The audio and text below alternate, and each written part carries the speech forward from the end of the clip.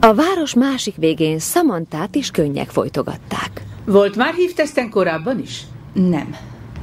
Most miért szánta rá magát? Hát, tudja, úgy érzem, hogy én... Jól érzi magát? Sajnálom, csak nagyon izgulok. Nyugodjon meg. Felteszek néhány rutin kérdést, semmi ok aggodalomra. Köszönöm. Mehet.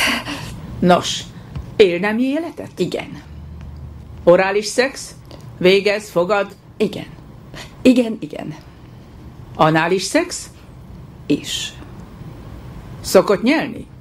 Csak a meglepődöm. Óvszert használ? Igen. Milyen típusú óvszert? Trojent, life-size-t, síket, gumimacit. Nem, úgy értem az anyagát tekintve. Látex? Ó, igen. Igen. Eddig hány szexuális partnere volt?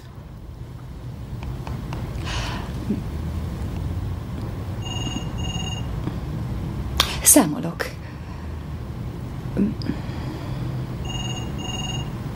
Mondjuk idén